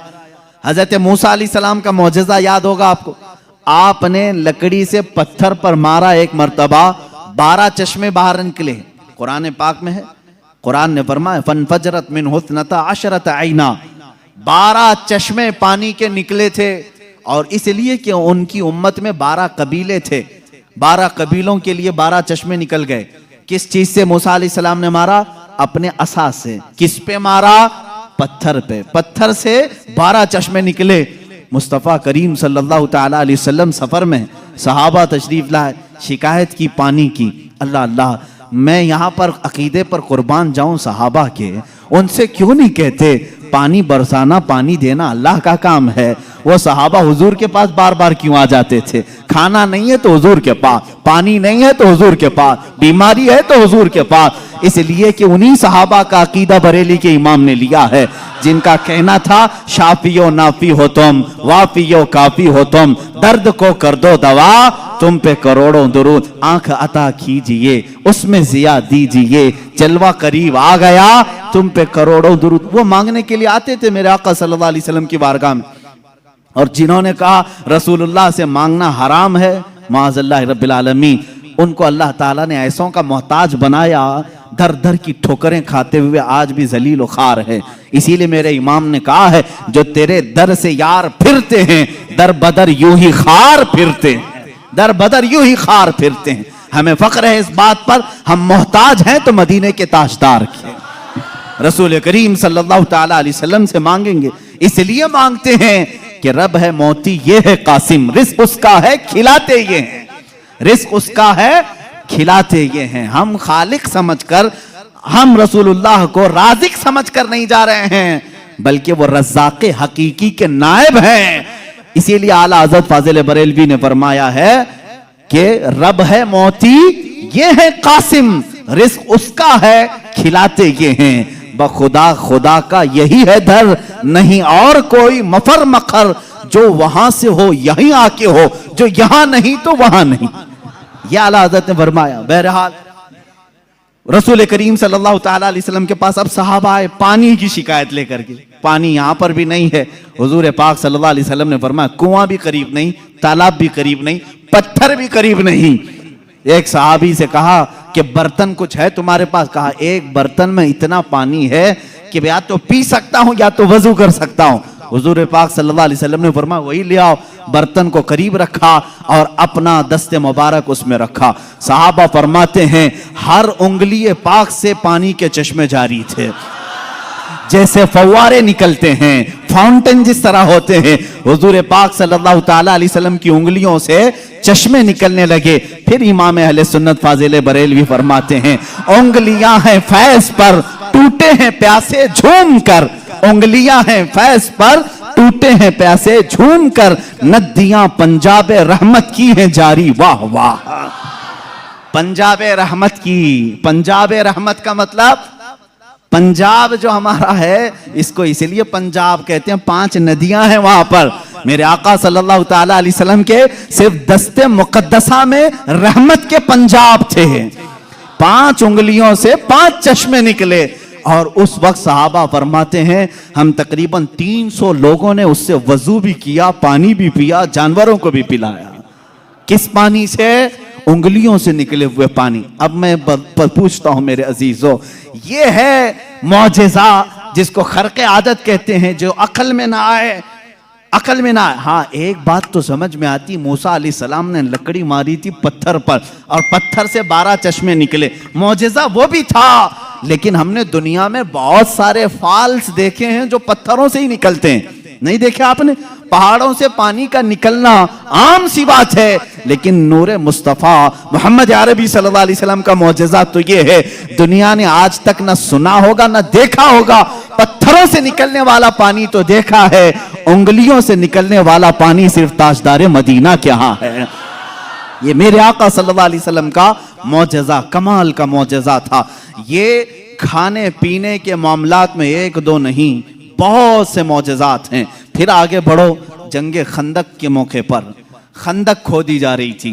वाकया ऐसा था, मेरे इन 12 रोज़ा उन्वानात में एक उन्वान है इंशाअल्लाह, हुजूर सल्लल्लाहु ताला अलैहि वसल्लम के सारे गज़वात, हुजूर की जंगी हिकमतें क्या थीं, इंशाअल्लाह उल अज़ीज़ उसमें अर्ज़ करूँगा। खंदक एक जंग हुई है, उसका नाम ही ग़ज़वा खंदक इसलिए कि मदीने के अतराफ में एक बहुत बड़ी खंदक खोदी गई थी, एक खाई खोदी गई थी। वजह यह थी कि दुश्मन पूरी की पूरी फौज लेकर मदीने में दाखिल ना हो, इसलिए कि जब दुश्मन फौज लेकर अपने शहर में आएंगे, शहर में तहस नहस करेंगे, बर्बादी करेंगे। बाहर ही निपट लिया जाए तो घर तो महफूज रहेंगे। जंग होगी, कुछ तो नुकसान होगा कि नहीं होगा। जैसे देखने इराक तबाह हो गया, शाम तबाह हो गया। यही जंग अगर अमेरिका में होती तो क्या वो बचा होता? जहां जंग होती वहां के घर उजड़ जाते। मदीना तैयबा से बाहर जंग के लिए खंदक खोदी गई। अब ये खंदक खोदने में काफी दिन लग गए। सहाबा उस जमाने में भूखे प्यासे फाका कशी में खंदक खोदते रहे। ऐसे नहीं कि सिर्फ सहाबा ने खोदा, अल्लाह के नबी सल्लल्लाहु ताला अलैहि वसल्लम ने खुद भी अपने हाथ से खंदक खोदी है। एक बार सहाबा फरमाते हैं बड़ा पत्थर आ गया, किसी से नहीं टूटता था, हिलता भी नहीं था। उस वक्त रसूल करीम सल्लल्लाहु अलैहि वसल्लम को उन्होंने खबर दी। अल्लाह के हबीब सल्लल्लाहु ताला अलैहि वसल्लम तशरीफ लाए। मेरे अजीजों, मेरे आका का एक मौजज़ा ये भी था, जितने सहाबा थे उनके पास जितनी ताकत थी, सबसे ज्यादा ताकत मेरे मुस्तफ़ा के पास भी थी। हुजूर पाक सल्लल्लाहु ताला अलैहि वसल्लम ने अपने जमाने के नामवर पहलवान अबू दुजाना या कुछ और नाम है मैं भूल रहा हूं, हुजूर सल्लल्लाहु ताला अलैहि वसल्लम ने उसके साथ कुश्ती लड़ी जिसको पूरे अरब ने कभी नहीं पछाड़ा था। 3 मरतबा हुजूर पाक ने उसको पीठ लगा दिया था। हुजूर अकरम सल्लल्लाहु ताला अलैहि वसल्लम अपने हाथ में कुदाल लेकर के उस पत्थर को निकालने आए। एक उस पर मारी जरब, चिंगारी उछली और रोशनी आई। अल्लाह के हबीब सल्लल्लाहु अलैहि वसल्लम ने फरमाया अल्हम्दुलिल्लाह। दूसरी मारी, फिर कहा अल्हम्दुलिल्लाह। तीसरी मर्तबा वो पत्थर टूटकर टुकड़े हो गया, निकल गया। सहाबा ने पूछा कि हुजूर, हर आपने पत्थर पर जब भी कुदाल मारी चिंगारी निकली, आपने जुबान से कुछ कहा? कहा जब पहली मर्तबा मैंने कुदाल मारी मैंने देखा ईरान फतह हो चुका है। कुदाल यहाँ मदीने में मारी जा रही है और खबर ईरान के फतह होने की दी जा रही। दूसरी कुदाल मारी, हुजूर पाक सल्लल्लाहु तआला अलैहि वसल्लम ने फरमाया यमन फतह हो चुका है। बाज़ रिवायात में अलग अलग मुल्कों के नाम मुझे मिले। बहरैन के महल्लात को फतह होते हुए मैंने देखा। हुजूर अकरम सल्लल्लाहु तआला अलैहि वसल्लम ने 3 ज़रबों में उस पत्थर को ख़त्म कर दिया और उसी वक्त ईरान के, मुल्क रोम के और बहरैन के फतह होने की बशारतें दी। यहाँ तक एक हदीस में है कुस्तुनतुनिया, इस्तांबुल के फतह होने की खबर दी, जो हुजूर पाक सल्लल्लाहु तआला अलैहि वसल्लम के विसाल के 800 साल के बाद फतह हुआ और अल्हम्दुलिल्लाह इस्लाम के ज़ेरे नगी आया। जहां जहां की खबरें हुजूर ने दी थी सब मुल्क फतह हुए। आज भी वो दायरा इस्लाम में है, आज भी मुसलमानों के ज़ेरे नगी हैं। अब यहाँ पर जो मौजज़ा हुआ, एक तो पत्थर का टूटना और गैबी खबरें देना, दूसरी बात हज़रत जाबिर रज़ियल्लाहु ताला अन्हु एक अजीज सहाबी थे। वो आते हैं अपनी बीवी से कहते हैं मैं देख रहा हूँ अल्लाह के नबी सल्लल्लाहु अलैहि वसल्लम पेट पर पत्थर बांधे हुए। क्यों बांधा जाता था उस वक्त? इसलिए कि पेट अगर ढीला रहे, भूख की शिद्दत से बार बार ख्वाहिश खाने की होती रहे, उसको टाइट कर लिया जाए तो बार बार भूख न लगे। ये उस वक्त मामूल रहा होगा। अल्लाह के नबी सल्लल्लाहु अलैहि वसल्लम ने भी अपने पेट पर पत्थर बांधे। हज़रत जाबिर कहते मुझसे देखा नहीं जा रहा है, इस हालत में मेरे आका काम भी कर रहे हैं। जाबिर रज़ियल्लाहु ताला अन्हु का घर वहाँ से करीब था, खंदक के। उनकी बीवी से उन्होंने कहा कुछ खाने को हो तो बना दो। उन्होंने कहा घर में थोड़ा सा आटा है, जौ का आटा है, उसकी चंद रोटियां बनेंगी, 4 या 5 रोटियां बनेंगी, और एक बकरी का बच्चा है 6 महीने का होगा, बस इतना है। कितने लोग खा सकते हैं आप ही देखें। कहा इतना ही ज़बह कर, मैं रसूल पाक सल्लल्लाहु अलैहि वसल्लम को, हज़रत अबू बकर को, हज़रत उमर को, और मैं रहूँगा, मेरे घर वाले रहेंगे, खिला देंगे। वो आए, कान में आकर के हुजूर से कहा या रसूल अल्लाह सल्लल्लाहु ताला अलैहि वसल्लम, घर में एक छोटा सा बकरी का बच्चा है, हमने ज़बह किया है, थोड़ा सा आटा है, आप अबू बकर उमर घर पर तशरीफ़ लाएं। अल्लाह के नबी सल्लल्लाहु अलैहि वसल्लम ने दावत कबूल कर ली। कहा जाबिर जाओ तुम खाना बनाओ, लेकिन जब तक मैं ना आऊं हांडी चूल्हे से ना उतारो और रोटियों के टुकड़े ना करो। हुजूर पाक सल्लल्लाहु अलैहि वसल्लम की ये बात सुन करके वो जाने लगे थे। अभी हुजूर ने पलट कर जितने सहाबा थे कहा ए मेरे सहाबा, जाबिर के घर में सबकी दावत है, चलो। जाबिर के घर में दावत, 1500 सहाबा थे, 1500 सहाबा। हजरत जाबिर घबरा गए, दौड़ते हुए आए, अपनी बीवी से कहा ए खातून बड़ा गजब हो गया, मैंने 3 को दावत दी थी, हुजूर ने 1500 को बुलाया है। उनकी शरीक हयात एक सहाबिया थी, तवक्कुल के आला दर्जे पर थी। पूछती हैं ए जाबिर आपने बुलाया है या रसूलुल्लाह ने बुलाया है? हजरत जाबिर कहते मैंने किसी को नहीं बुलाया, रसूलुल्लाह ने बुलाया है। कहते फिर फिक्र छोड़ो, जिन्होंने बुलाया वही खिलाएंगे, जिन्होंने बुलाया वही खिलाएंगे। हमको इस बात की क्या फिक्र है, हमें तो खाना बनाना है, वो आएंगे, जिसको उन्होंने दावत दी वो खिलाएंगे। हमने 3 को दावत दी, हम 3 को खिलाएंगे, रसूल ने जितनों को दावत दी वो उनको खिलाएंगे। ये खातून का अकीदा देखें, सहाबिया हैं। हजरत जाबिर रज़ियल्लाहु ताला अन्हु फरमाते हैं घर मेरे आका तशरीफ लाए, घर में बैठने की जगह भी 10 लोगों की थी, 10 लोग बैठ सकते थे। अल्लाह के हबीब सल्लल्लाहु ताला अलैहि वसल्लम तशरीफ लाए और उस हांडी को जो चूल्हे पर रखी हुई थी कहा इसको उतारना नहीं, उसमें अपना लुआब पाक डाला और उसके बाद फरमाया निकाल कर देते जाओ। हजरत जाबिर कहते हैं 10-10 लोगों का खाना निकालता था, रोटियां दस्तरखान पर बिछाई जाती थी। शाम हो गई, 1500 सहाबा खा लिए, अभी मेरी हांडी में आधा खाना बाकी ही रहा। ये मौजिज़ा है मेरे आका सल्लल्लाहु अलैहि वसल्लम का। रिस्क में वुसअत और बरकत सिर्फ लुआबे पाक से जो बराबरी का दावा करते हैं वो भी अपने घर की हांडियों में थूक के दिखाएं, तुम्हारे घर वाले ना खाएं। मुस्तफा करीम सल्लल्लाहु अलैहि वसल्लम जिस पे लुआब लगा दें, 1500 जलीलुल कद्र सहाबा खाएंगे भी और हांडी में बचा भी रह जाएगा। अजीजा ने गिरामी, बराबरी का दावा ना करो वरना थूकोगे तो मर जाओगे, तुम्हारे घर में कभी जहर ना हो जाए तुम्हारे थूक में, थूकोगे तो बच्चे मर भी जाएंगे। बहरहाल ये मौजिज़ा एक ही नहीं पेश आया, 3-3 मौजिज़े यहाँ पर आए, 3-3 मौजिज़े हज़रत जाबिर के घर में तन्हा। हुजूर पाक सल्लल्लाहु ताला अलैहि वसल्लम दावत के लिए आए भी, उसके बाद दूसरी बात ये भी हुई, उनके घर में एक हादसा हो गया था। उनके घर में हादसा ये हुआ, बकरी को ज़बह किया था बाप ने, हजरत जाबिर ने, उनके दो बच्चे थे, दोनों बच्चों ने देखा और बड़े बच्चे ने छोटे बच्चे को बुलाया, आ मैं तुझे दिखाता हूं अब्बा बकरी को ज़बह कैसे कर रहे थे। छुरी लिया और छोटे बेटे को ज़बह कर दिया, गला काट दिया।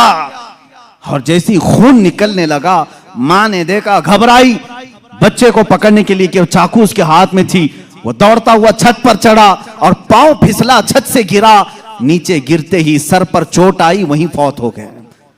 एक साथ दो बच्चों का इंतकाल किस वक्त, जिस वक्त हुजूर की दावत घर में हो रही। हजरत जाबिर को मालूम नहीं था, वो खाना बनाने का हुक्म देकर चले गए थे, यहां दोनों बच्चे फौत हो चुके थे। लेकिन उस वफाशियार खातून के जज्बे को हजारों सलाह, दोनों बच्चों की लाशों को उठाई, घर के एक कोने में लेकर आई और उन पर चादर डाल दिया। कहा आज मैं न रोऊंगी न चीखूंगी, इसलिए कि मेरे घर रसूल खुदा तशरीफ ला रहे हैं, मैं अपने गम को उस दावत पर भारी होने नहीं दूंगी। मेरे अजीज, किसी माँ का कलेजा अगर बर्दाश्त कर सकता है अपने बेटे की मौत का गम, तो मुझे बताओ दुनिया की कोई ऐसी औरत। ये वो औरतें थी जिनके मुतालिक कुरान ने कहा रदी अल्लाहु अन्हुम व रदू अन, अल्लाह इनसे राजी हो गया और ये अल्लाह से राजी हैं। ये खातून चादर ओढ़ा करके दोनों बच्चों की लाश पर रखी हुई हैं।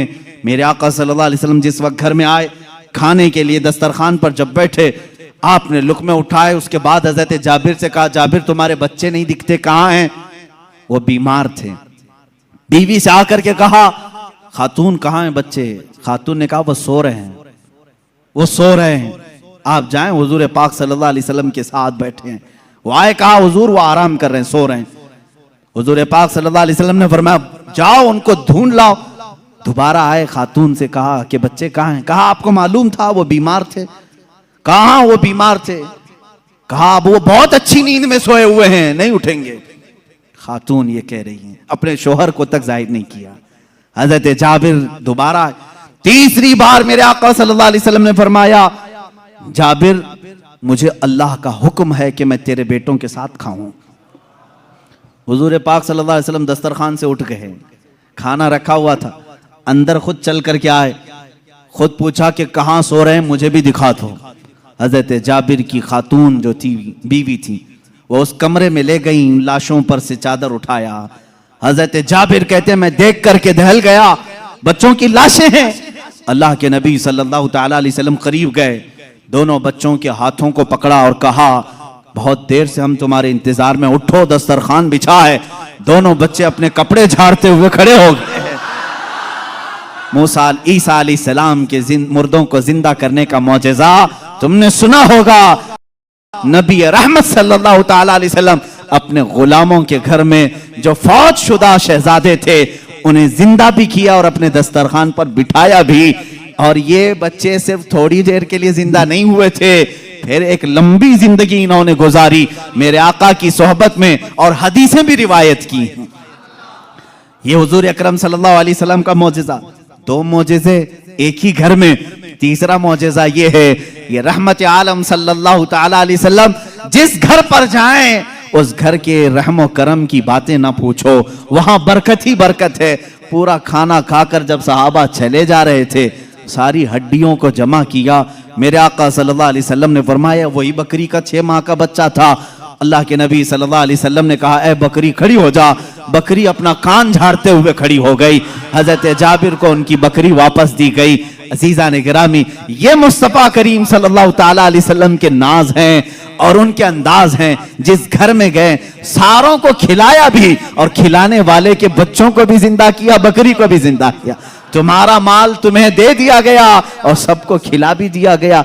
रिस्क में वसाअत व बरकत के एक दो नहीं बेशुमार मौजज़े हैं अल्लाह के नबी सल्लल्लाहु ताला अलैहि वसल्लम के। मेरे अजीजों, इनके अलावा जो मौजज़ात बड़े हैं, जिसको शक्कुल कमर का मौजज़ा कहा गया है और रद्दे शम्स का मौजज़ा कहा गया है। शक्कुल कमर चांद के टुकड़े कर देना, रद्दे शम्स सूरज को फेर देना, ये बड़े मौजज़ात में से है जिनके तज़किरे अहादीस की किताबों में है और सही अहादीस में मौजूद है। मक्का मुकर्रमा में भी जादूगर थे, लोग जादू समझते थे। उस वक्त अल्लाह के नबी सल्लल्लाहु ताला अलैहि वसल्लम से कई लोगों ने जिन जिन मौजिज़ात का सवाल किया, हुजूर पाक ने वो उन्हें करके दिखाया, करके दिखाया। एक अराबी शख्स, एक देहाती आया और उसने कहा, ऐ मोहम्मद अरबी सल्लल्लाहु ताला अलैहि वसल्लम, मैं आपको अल्लाह का रसूल कैसे मान लूं? मेरी अकल है, आप किसी उस्ताद के पास नहीं गए, मैंने कभी आपके मुतालिक सुना नहीं कि कोई उस्ताद आपको पढ़ाया, फिर भी आपके जुबान से जो अल्फाज निकलते हैं वो कमाल के हैं। बहरहाल मैं आपको अल्लाह का रसूल कैसे तस्लीम करूं?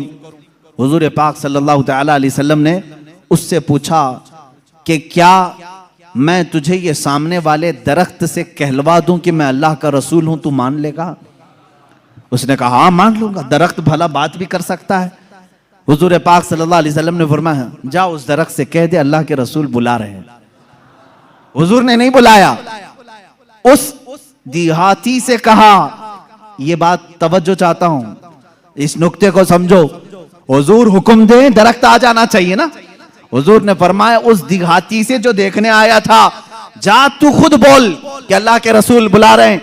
वो गया देहाती, दरख्त को मुखातिब करके कहा, ऐ दरख्त तुझे अल्लाह के रसूल बुला रहे। हदीस पाक में वो दरख्त अपने जड़ों समेत बाहर आया, काफी बड़ा दरख्त है, और झूमते हुए जैसे पिंडलियों पर इंसान चलता है, बारगाह मुस्तफा में आया और ऐसे झुका जैसे इंसान रुकू में झुकता है। और उसके बाद उस दरख्त से आवाज आने लगी, अशहदु अन्नका रसूलुल्लाह, गवाही देता हूं कि आप अल्लाह के रसूल हैं। अल्लाह के नबी सल्लल्लाहु अलैहि वसल्लम ने फरमाया, दरख्त तो अपने मकाम पर वापस चला जा। वो दरख्त फिर वहीं चला गया जहां था वहीं। आज भी मक्का मुकर्रमा में उस दरख्त की जगह पर एक मस्जिद बनाई गई है। ये तुर्कियों की बदौलत बनी थी, वहाबियों की बदौलत नहीं। उस मस्जिद को मस्जिद शजरा कहते हैं, दरख्त वाली मस्जिद। उस देहाती ने बाद में कहा, ऐ अल्लाह के रसूल, जब दरख्त आपको अल्लाह का रसूल मानते हैं और सजदा करते हैं, उनसे ज्यादा हक तो इंसानों का है। मैं सजदा करूं आपको, मैं अल्लाह का रसूल मानूं? अल्लाह के नबी ने फरमाया, अल्लाह ने अपने अलावा किसी और के लिए सजदा हलाल नहीं किया, सजदा सिर्फ अल्लाह का होगा। हाँ, उसने कलमा तैयबा पढ़ा और ईमान लाया। मैं यहां बताना चाहता हूं, मौजज़ा वो है, रसूल जो कह दे वो हो जाए। लेकिन यहां तो रसूल ने दरख्त को नहीं कहा, इस देहाती ने जाकर कहा, वो भी अभी ईमान नहीं लाया था, ईमान लाने से पहले जाकर कहा, ऐ दरख्त तुझे रसूल बुला रहे हैं। पता चला रसूल का गुलाम जो होता है, रसूल से जिसकी निस्बत हो जाए, जिसका कनेक्शन मजबूत हो जाए, वो भी अगर मखलूकात को हुक्म दे दे तो उसके हुक्म की वो पाबंदी करते नजर आते हैं, उसके हुक्म की पाबंदी करते नजर आ। दरख्त से पूछते अगर तुम, ऐ दरख्त क्या तू एक देहाती की बात मानकर अपनी जमीन की जड़ों से निकल आया? ये देहाती भला है कौन, तू इसकी बात कैसे मान लिया? तो दरख्त तुम्हें अपने आलम अरवाह में गालिबन ये जवाब दे दे। वो कहेगा, नादान, तू ये ना देख कि वो देहाती मुझे बुलाने आया था, ये देख वो किसके हुक्म से आया था। जिसका हुक्म था उसके हुक्म पर मैं बजा लाने के लिए इस अमल को किया। अजीजा ने गिरामी वक़ार, ये दरख्तों के मौजज़े ये ऐसे नहीं हैं कि सिर्फ हम लोगों ने लिखे हैं। तारीख औराक आज इस बात के शाहिद हैं कि मक्का के कुफार और मुशरिकीन भी इन मौजज़ात को देखते रहे। इन मौजज़ात को उन्होंने देखा, दरख्त का निकल करके आना, हिरन का बात करना हुजूर से, ऊंट का बात करना, भेड़िए का गुफ्तगू करना, ये मक्का वालों ने सुना भी है। फसी अरबी जुबान में एक भेड़िया गुफ्तगू कर रहा था मक्का में। एक आदमी ने, मक्के वाले ने देखा भेड़िया गुफ्तगू कर रहा है अरबी में, उसका शिकार इसने छीन लिया था। उसने कहा, अल्लाह ने जो मुझे रिस्क दिया तूने छीन लिया। इसने पलट करके कहा, क्या जानवर भी अरबी बोलते हैं? उस भेड़िए ने जवाब क्या दिया सुनी। उस भेड़िए का जवाब वो आशिक रसूल होगा। उसने कहा, ए नादान, जानवर का बात करना इतने ताज्जुब की बात नहीं, इससे बड़े ताज्जुब की बात तो यह है, अल्लाह का सबसे मुकद्दस रसूल मक्का में है और तू ईमान नहीं लाता। इससे बड़ा ताज्जुब यह है। इसी से समझ में आता है कि जानवर भी ये जानते हैं कि अल्लाह के रसूल सबसे आला व अफजल हैं, अशरफ और अक्लमल है। अजीजा ने गिरामी वक़ार, एक बार अबू जहल ने प्रोपेगेंडा फैलाया कि आओ देखते हैं मोहम्मद की बहुत सल्लल्लाहु ताला अलैहि वसल्लम, बहुत सारे लोग कायल हो गए, ये जो कुछ भी दिखाते हैं जमीनों पर दिखाते हैं। खत लिख करके यमन के एक बहुत मुअज़्ज़ज़ शख्स जिनको हबीब यमनी कहते हैं बुलाया। अबू जहल की अच्छी दोस्ती थी, तिजारत की साथीदारी रही होगी। हबीब यमनी को कहा हमारे यहाँ एक ऐसा शख्स निकला है जो ऐसे ऐसे दावे कर रहा है, आओ। उस हबीब ने कहा मैं तो अपनी आंखों से आकर के देखूंगा, अगर वो जादूगर है तो मैं समझ जाऊंगा कि वो कैसे जादू करता है, मुझे भी थोड़ा इल्म है। वो शख्स हबीब यमन से निकल करके मक्का आया। अबू जहल ने सारे लोगों को जमा किया, मोहम्मद अरबी सल्लल्लाहु ताला अलैहि वसल्लम के पास आए और कहा अगर आप अल्लाह के रसूल हैं और आप जो कुछ दिखाते ये मौजज़ा है, तो अब हमें ज़मीनी मौजज़ा, ज़मीनी करतब की ज़रूरत नहीं। इसलिए कि मक्का वालों का ये अकीदा था जादूगर जो भी दिखा सकता है वो ज़मीन पे, आसमान पे नहीं दिखाएगा। आसमान पे जादू नहीं चलता। आज भी कोई जादूगर आसमान पे जादू करके दिखाए, नहीं चलेगा। उन्होंने कहा जमीन की बहुत सारी चीजें देखी, आसमान पे कुछ दिखाओ। ये 14वीं ईद का चांद उस रात चमक रहा था। हुजूर पाक सल्लल्लाहु ताला अलैहि वसल्लम ने फरमाया कि अगर मैं इस चांद को 2 टुकड़ों में तब्दील कर दूं तो उस शख्स ने कहा हबीब जो यमन से आया, तब तो हम आपको अल्लाह का रसूल मान लेंगे, अगर आपका हुक्म आसमानों पर भी चलता है। हुजूर पाक सल्लल्लाहु ताला अलैहि वसल्लम जबल अबू कुबैस, एक पहाड़ी है मक्का में, उसके नीचे खड़े थे, सारा मजमा था। अल्लाह के नबी सल्लल्लाहु ताला अलैहि वसल्लम ने चांद की तरफ यूं इशारा फरमाया। अचानक चांद शक हुआ, एक टुकड़ा पहाड़ के इस तरफ, दूसरा टुकड़ा पहाड़ के उस तरफ नजर आ रहा था। ये ऐसा नहीं कि करतब दिखाने वाले यूं तोड़कर यूं बिठा दें। अल्लाह के हबीब सल्लल्लाहु अलैहि वसल्लम ने जो शक्कुल कमर का मौजज़ा दिखाया वो आधी रात तक टुकड़ों में ही रहा। मिनट, 2 मिनट, 5 मिनट नहीं, आधी रात तक टुकड़ों में रहा। और ये बात सिर्फ मक्का वालों ने नहीं, जादू हो तो सामने वालों को दिखे। मियाँ अब तो कमाल आसमान पर हुआ है। चांद एक शहर में तुलू नहीं होता, पूरी दुनिया में तुलू होता है, पूरी दुनिया में। अब मैं आपको बताऊं चंद तारीखी बातें। हिंदुस्तान की सरजमीन पर भी चांद के टुकड़े होते हुए देखा था। राजा चिरमन जो कासरगोड केरला के रहने वाले, आज भी उस राजा का फोर्ट मौजूद है। वहां से उसने चांद के 2 टुकड़े हुए देखा और उसने इस रात को नोट करके रख लिया कि फला फला रात चांद के 2 टुकड़े होते हुए मैंने देखा है। फिर जब हजरत मालिक बिन दीनार तशरीफ लाए, हिंदुस्तान आए और उनके कमालात को देख करके उसने कहा एक रहस्य है, एक मुअम्मा है जो हल नहीं होता। मैंने एक रात चांद के 2 टुकड़े होते हुए देखा है। हजरत मालिक बिन दीनार ने कहा वो मेरे आका की उंगलियों की बरकत थी। कहा वो कौन है, कहाँ रहते हैं? कहा वो मक्का मुकर्रमा में है। रसूल करीम सल्लल्लाहु ताला अलैहि वसल्लम के मुतालिक मालिक बिन दीनार ने जब बताया, उस राजा ने उसी वक्त सफर का इरादा किया और अपने कुछ साथियों के साथ सफर के लिए रवाना हुआ। मक्का मुकर्रमा पहुंचा भी और इस्लाम की दौलत से मुशर्रफ भी हुआ। जहां तक ये तारीख मिलती है, वापसी में दरमियानी रास्ते में उसका इंतकाल हुआ और मस्कत सलाला के करीब गालिबन जो ओमान में एक शहर है, वहां पर तदफीन भी अमल में आई। आज भी मज़ार मुबारक है। ये तारीख की वो सच्चाइयां मैं आपको बता रहा हूं। सिर्फ मक्का के काफिरों ने मौजज़े शक्कुल कमर नहीं देखा, हिंदुस्तान को भी फख्र है इस बात पर कि हमारे दरमियान से भी, अगरचे वो कुफरिस्तान में रहने वाला राजा, लेकिन बाद में इस्लाम में आकर के उसने हम सब का कफारा अदा किया है। मौजज़े शक्कुल कमर को देखा भी और इनकार नहीं किया।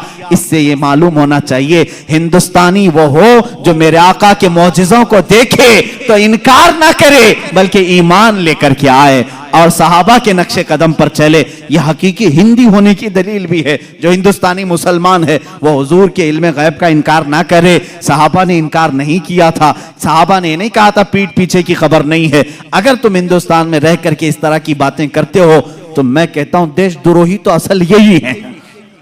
सबसे पहले अजीज़ान गिरामी वक़ार, अब रसूल करीम सल्लल्लाहु ताला अलैहि वसल्लम के मौजज़े शक्कुल कमर को जो होते हुए हबीब यमनी ने सामने देखा।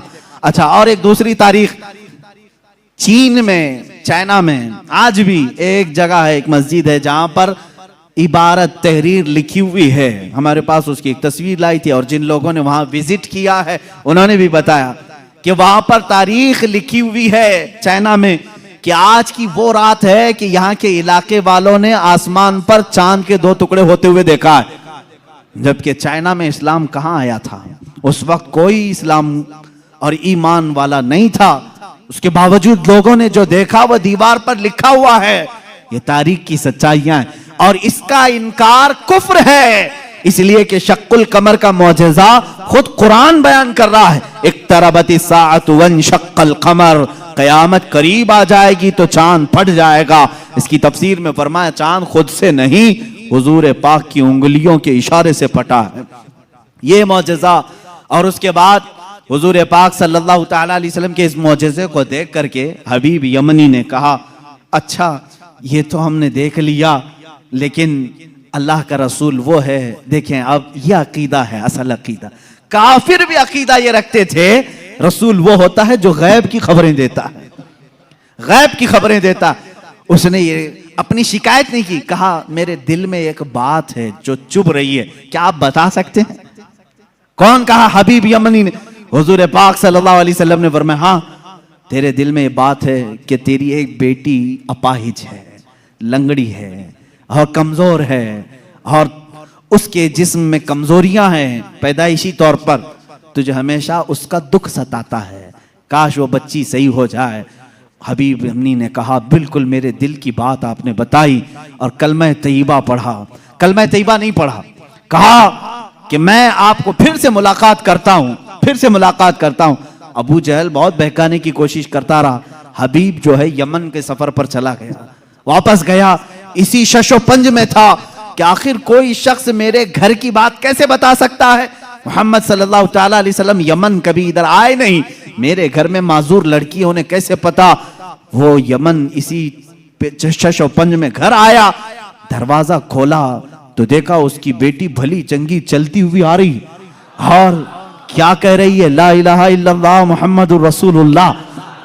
हबीब घबरा गया, कहा ए खातून, ए मेरी बेटी, ये तू भली चंगी कैसे हो गई और तेरी जुबान पर ये कलमा कैसे आया?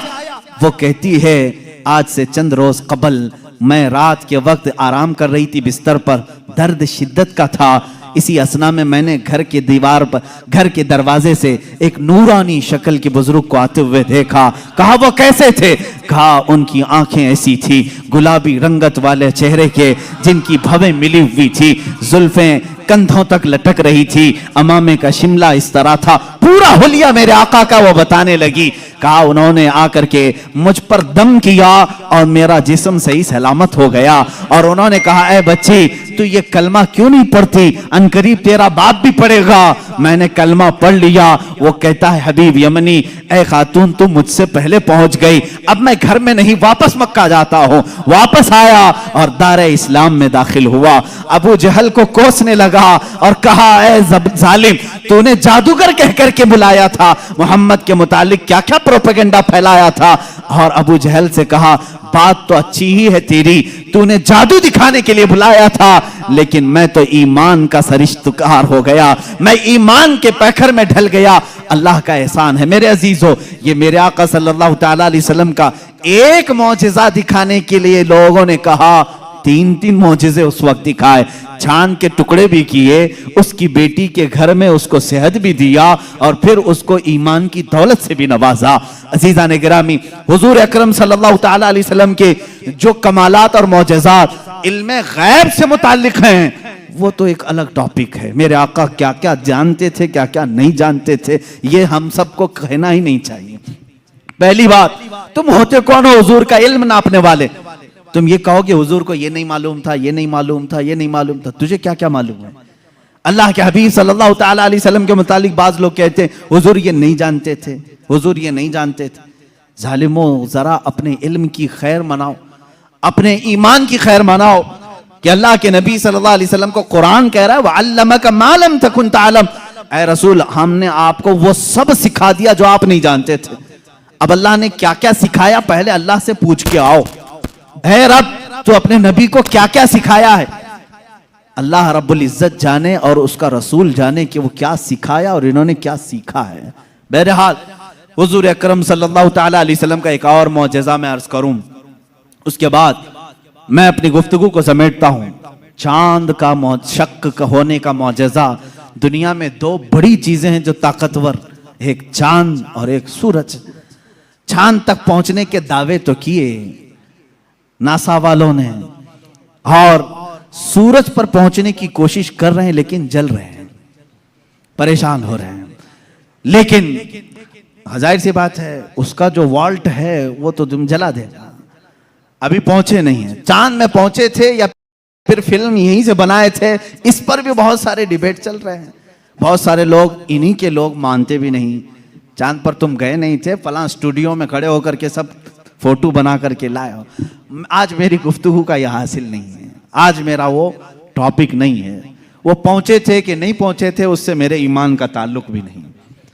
हाँ, हमको इतना मालूम है कि मेरे आका सल्लल्लाहु अलैहि वसल्लम मक्का की जमीन पर खड़े होकर के भी इशारा कर दें तो चांद टुकड़े हो जाए। और साइंसदानों ने जो तहकीक की है चांद के मुतालिक, इंग्लैंड का एक साइंटिस्ट है, उसने कहा है चांद के मुतालिक जो हमारे पास फुटेज आए हैं, बहरहाल या जो कुछ भी, इससे ऐसा लगता है कि किसी जमाने में इसमें दरार पड़ी थी, इसमें कभी दरार पड़ी थी, कभी ये टूटा था। उनको मालूम नहीं तोड़ा किसने था। बहरहाल वो भी मेरा टॉपिक नहीं है आज। साइंस और साइंटिस्ट ये भी हमारा टॉपिक नहीं, लेकिन जब बात आएगी इंशाल्लाह अर्ज करेंगे। अब सूरज की तरफ चलते हैं। बात ये थी मौला अली करमल्लाहु वजहुल करीम रसूल करीम सल्लल्लाहु ताला अलैहि वसल्लम के साथ एक मकाम पर आराम फरमा रहे थे, जिसको सहबा का मकाम बताया गया। इमाम जलालुद्दीन सुयूती रहमतुल्लाह ताला अलैह ने भी इस हदीस को नकल फरमाया। फरमाते हैं हुजूर पाक सल्लल्लाहु ताला अलैहि वसल्लम ने असर की नमाज अदा की और हज़रत अली को कहा बैठ जाओ, और उनकी गोद में अपना सर मुबारक रखा और सो गए। अल्लाह के हबीब जब आराम फरमाते सहाबा बहुत खामोश हो जाते। हज़रत अली ने ये कहा भी नहीं कि मेरी नमाज अभी हुई नहीं, अल्लाह के नबी आराम फरमा रहे थे। हज़रत अली इंतज़ार में रह गए, क्या आप बेदार होंगे तो उठूंगा असर पढ़ लूंगा। लेकिन इसी इंतज़ार में सूरज गुरूब हो गया। हज़रत अली को दुख हुआ कि मेरी नमाज छूट गई। लेकिन मेरे अजीज़ों, अकीदा तो मौला अली का है, अकीदा तो मौला अली का है कि नमाज अल्लाह की है, फर्ज है। और यहां रसूल पाक सल्लल्लाहु अलैहि वसल्लम आराम कर रहे हैं, उठा देना चाहिए था, मेरे मौला की नमाज है, मैं पहले नमाज पढ़ लूं। लेकिन वो सहाबी थे, वहाबी नहीं थे। हुजूर पाक सल्लल्लाहु ताला अलैहि वसल्लम से उन्होंने सुना था, अगर नमाज के दौरान भी रसूल तुम्हें बुला ले, नमाज छोड़कर तुम्हें रसूल की बात पर आना है। कुरान कहता है या अय्युहल्लज़ीना आमनू इस्तजीबू लिल्लाह व लिर्रसूल इज़ा दआकुम। साहबी नमाज पढ़ रहे हैं, हुजूर ने पुकार लिया उनको, आ जाना है, उनको हुक्म है शरीयत का, वो आ जाएं। हुजूर ने फरमाया जाओ बाजार में सामान लेकर के आओ, फलां को दे दो, फलां को दे दो। सब काम कर लिया, वापस आए तो क्या करें? फरमाया अगर 2 रकात हुई थी तो बाकी की 2 रकात वहीं से कंटिन्यू करें, वो बातिल नहीं हुई जो छोड़ कर गया था। क्यों? इसलिए कि वो जो छोड़ कर गया था किसी ऐरे गैरे के काम में नहीं, इताते रसूल में गया था। इससे पता चलता है नमाज अल्लाह रब्बुल इज्जत का हुक्म बजा लाना है और रसूल की इताअत के मुताबिक करना है। मौला अली इसी फार्मूले पर अमल कर रहे थे। इधर अगर नमाज कज़ा हो गई तो अदा कर लूंगा, हबीब की नींद में फर्क आया, कहीं गुस्ताखी और तौहीन हो गई तो ईमान में फर्क ना आ जाए। मौला अली खामोश रहे। मेरे आका सल्लल्लाहु अलैहि वसल्लम बेदार हुए और अल्लाह के नबी सल्लल्लाहु अलैहि वसल्लम क्या नहीं जान रहे थे हज़रत अली की नमाज छूट रही है? क्या हज़रत अली की कैफियत को नहीं देख रहे थे? देखा, पूछा, अली गमगीन हो? कहा असर नहीं पड़ी। अल्लाह के नबी सल्लल्लाहु अलैहि वसल्लम ने पूरी कायनात को ये दर्स दिया है उस दिन, सिर्फ मौला अली के लिए नहीं, पूरी कायनात के लिए, कि जो मोहब्बत मुस्तफ़ा में चीजें फना होती हैं, अल्लाह तबारक व तआला जिंदगी में उसे सूरज भी पलटा करके अदा कर देता है। हजरत अली रज़ियल्लाहु तआला अन्हु के लिए हुजूर पाक सल्लल्लाहु अलैहि वसल्लम ने डूबे हुए सूरज की तरफ इशारा फरमाया और कहा कि जहां तू डूबा है पलट आ, सूरज फिर वापस तुलू हुआ। हजरत उम्मे सलमा रज़ियल्लाहु ताला अन्हा हुजूर की ज़ौजा हैं, फरमाती हैं हमने पहली मर्तबा सूरज को पश्चिम से फिर से निकलते हुए देखा, थोड़ी देर के लिए, ऐसा नहीं कि पूरा निकला, असर के मकाम पर जो पीला सूरज होता है वहीं तक आया। हजरत अली करमल्लाहु वजहुल करीम ने नमाज अदा की, सूरज फिर वापस फिर गुरूब हुआ, इतनी ही देर के लिए आया फिर पलट गया।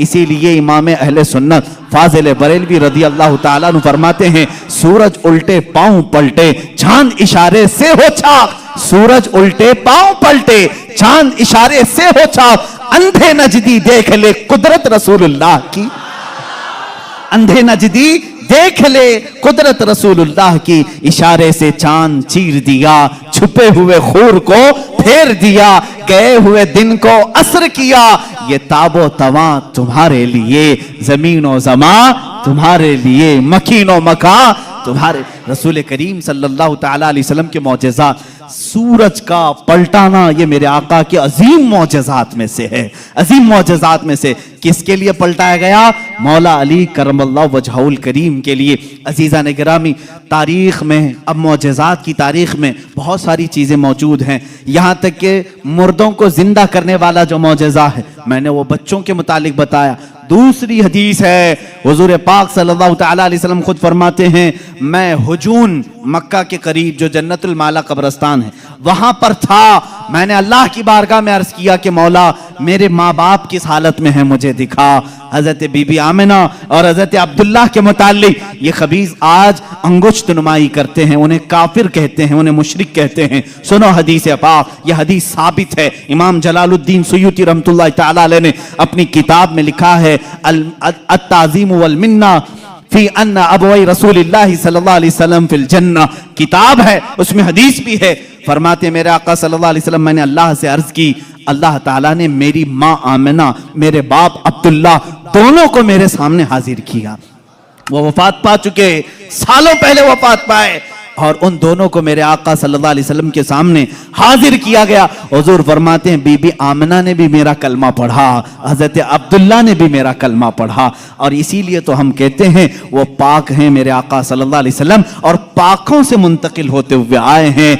हुजूर अकरम सल्लल्लाहु ताला अलैहि वसल्लम के मुतालिक जो ये अकीदा रखेगा कि उनके आबा व अजदाद काफिर थे, तो मैं समझता हूँ दुनिया में उससे बड़ा बदबख्त कौन है, उससे बड़ा ऐसा हिरमा नसीब जो हुजूर पाक के आबा व अजदाद पर ताना जनी करता है। अजीज़ान गिरामी, हमें तो बरेली के इमाम ने यूं कहा है तेरी नस्ल पाक में है बच्चा बच्चा नूर का, तू है ऐने नूर, तेरा सब घराना नूर का। हुजूर से लेकर आदम अलैहिस्सलाम तक का जो घराना है वो सब घराना नूर का है, और नूर कुफ्र में नहीं जा सकता। अजीज़ान गिरामी वक़ार, ये मौजज़ात का बाब था, जितना भी बयान करूं वो कम है। अल्लाह के हबीब सल्लल्लाहु ताला अलैहि वसल्लम को रब ताला ने बेशुमार मौजज़े दिए। आखिरी बात जो शुरू में मैंने कहा था, और मौजज़े उस मकाम के लोगों ने देखा, उस जमाने के लोगों ने देखा। मूसा अलैहिस्सलाम का मौजज़ा उनकी कौम ने देखा, ईसा अलैहिस्सलाम का मौजज़ा उनकी कौम ने देखा, सारे नबियों के मौजज़े उनके ज़माने की कौमें देखती रही। मोहम्मद अरबी सल्लल्लाहु ताला अलैहि वसल्लम को अल्लाह ने एक मौजज़ा ऐसा दिया जो हम भी देख सकते हैं, क़यामत तक देख सकते हैं, क़यामत तक देख सकते हैं, और वो मौजज़ा है अल्लाह की किताब कुरान मुक़द्दसा।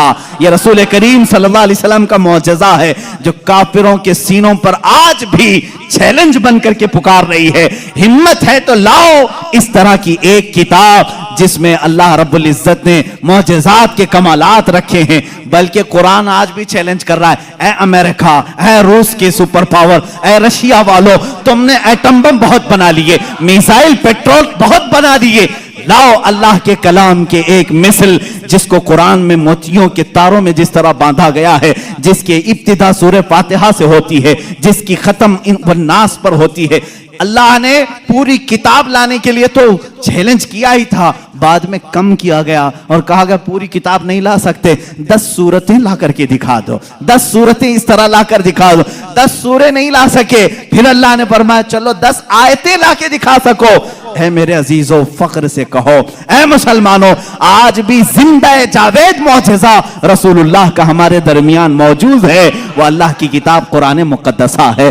कोई अगर तुम्हारे हक्कानियत की दलील तुमसे पूछे, तुम्हारा मजहब हक है, क्या दलील है, उसके सामने कुरान पेश कर देना। कुरान 14 सदियों पहले आज के होने वाले वाकयात बयान कर रहा है। तेरे भी पास इसका कोई जवाब है तो ला करके दिखा दे, इसलिए कि रसूलुल्लाह का मौजज़ा है। दूसरा मेरी तरफ से चैलेंज है, सारे कंप्यूटर, सारे वेब, जितने भी इंटरनेट की दुनिया है, सारे हैकर जो इस जमाने में बड़ी बड़ी बैंकों को हैक करते हैं, सबसे मेरा चैलेंज है, आओ अल्लाह की किताब कुरान मुक़द्दसा को हैक करके दिखाओ और एक आयत हैक करके दिखाओ, मैं मान लूंगा। एक ज़बर हैक करके दिखाओ, नहीं कर सकोगे।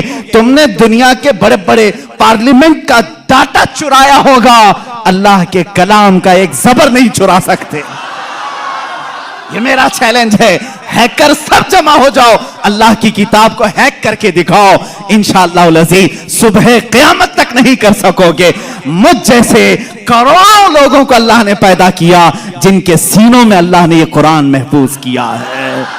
अजीज़ान गिरामी वक़ार, ये मेरे मुस्तफ़ा का जिंदा जावेद मौजज़ा है। इसको सीने से लगाओ, इसको पढ़ो भी, इस पर अमल भी करो। मौला हमें दुनिया में कुरान के साथ रखे और साहिब कुरान की मोहब्बत के साथ रखे। जब कब्र में जाएं तो मौला हमें कुरान के साथ कब्र में ले जाए और साहिब कुरान की ज़ियारत नसीब करे। जब हशर में मौला हमें उठाए तो कुरान के साथ उठाए और साहिब कुरान ताजदार मदीना की शफाअत नसीब फरमाए। व आखिर दावाना अनिल हम्दुलिल्लाहि रब्बिल आलमीन।